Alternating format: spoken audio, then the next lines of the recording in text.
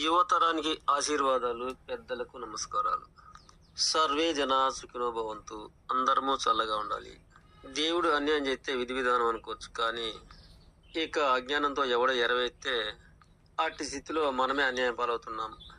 అటువంటి సంఘర్షణలో ఒక సంఘటన తెలుసుకుందాము. అదేమంటే తొక్కిసలాటలు, కిక్కిరిసిన జనము. ఇట్టి కిక్కిరిసిన జనము, తొక్కిసలాటలు మనం పోయి ఏమి తెచ్చేది లేదు, మనకేమి వచ్చేది లేదు. ఎవరు కలబడేది లేదు, ఎవరు కొట్టేది లేదు. కానీ ప్రమాదాలు వస్తాయి, ప్రాణాలు పోతాయి. పడేసి తొక్కుతారే గానీ పట్టించుకునేవారు ఎవరు ఉండరు. అట్టని ఎవరికి ఎవరు పగవారు కాదు. ఇట్టి తొక్కిసలాట సంఘటనలు రాజకీయ నాయకులు పెట్టే సభలు గాని, అలాగే దైవాల పేరు మీద జాతరలు కూడా అలాగే. ఉదాహరణకు భద్రాచలం ముక్కోడు తీసుకున్నా అంతే. ఇక అటు పేరు మీద ప్రజలు వేలు లక్షల కొలది వచ్చి చుట్టూ ఇరుక్కుపోయి అడుగు వెనక్కి వేయలేము, ముందుకు వేయలేము. జన ప్రవాహం అనేది మీదికి మీది మాత్రమే రాగలరు. కింద పడ్డా పట్టించుకునే వారు ఎవరు లేరు. తొక్కుకుంటూ మాత్రమే పోతుంటారు. అజ్ఞానంతో ఆనందంగా తోసుకొని పోకండి. పిల్లలుంటారు, మూటలుంటాయి, అనారోగ్యులుంటారు, వృద్ధులుంటారు. ఆరోగ్యులైనా సరే పోయేటప్పుడు ఆనందంగానే పోతాం. బయటికి వెళ్దామంటే మైళ్ళ కొద్ది జన ప్రవాహమే. కింద పడ్డా తొక్కుకుంటూ పోవటమే తప్ప తోడుగా చేయించేవారు ఎవరు ఉండరు. అలా అని ఎవరు పగవారు కాదు, పక్కన మనవారు ఎవరు ఉండరు. ఉన్న వారి బ్రతుకులు కూడా అంతే. ఈ విధంగా సుఖాలున్న ప్రాణాలు దుఃఖాన్ని పెట్టుకోవడం. ఇక అలాగే కొన్నిసార్లు సినిమాల విషయాలు కూడా అంతే. మొదటి సినిమా అయ్యే చూడాలని నా హీరో అని ఒత్తుకొని పోవటం, కొట్టుకొని సావటం, నీ యొక్క ఎడతడాన్ని టిక్కెట్ రూపంలో పెట్టుకొని సొమ్ము చేసుకుంటారు. నిజానికి ఒక రాజకీయ నాయకుడు చెప్పే మీటింగ్కి ఈ సినిమాల తొక్కిసలాటకి నింగికి నేలకి ఉన్న తేడా ఉండును.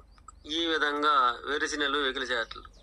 ఒకరిని చూసి ఒకరు కోకులు వేసుకుంటూ, సింధులు వేసుకుంటూ ఆ విధమైన అడావుడి ఆనంద అజ్ఞానంతో ఇదిగో నేను ఇంత గొప్ప పిచ్చివాడిని అన్నట్లు ప్రదర్శిస్తూ ఉంటారు.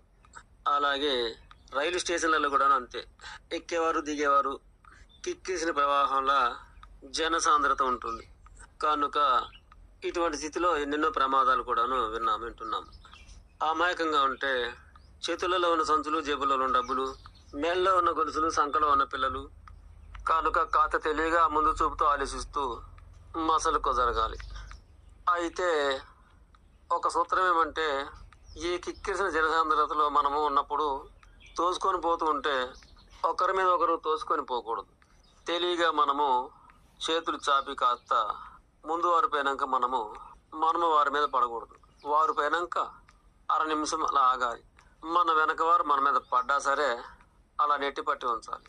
అప్పుడు కానీ కాస్త మన ముందు ఒక జానుడు ఖాళీ అవుతుంది. ఇటువంటి మెలకువలు అనేవి తెలుసుకోవాలి. ఆ విధంగా మన ముందు ఖాళీ అయ్యే ప్రయత్నంలో ఉండాలి.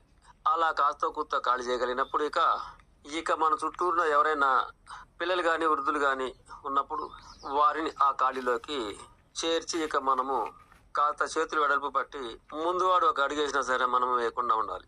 అప్పుడు ఖాళీ ప్రశాంతంగా ఉండి మన ముందు ఉన్న వృద్ధులు కానీ, పిల్లలు కానీ కాస్త ప్రశాంతంగా సాగగలరు. ఇటువంటి తొక్కిసలాటకు తరచూ పోకూడదు.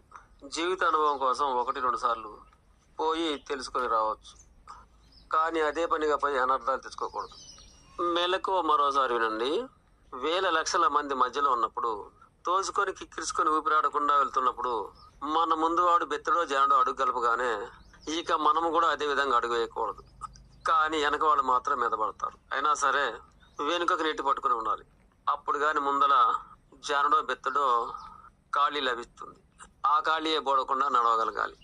ఆ విధానం అది కాస్త ఇబ్బందిని తొలగిస్తుంది.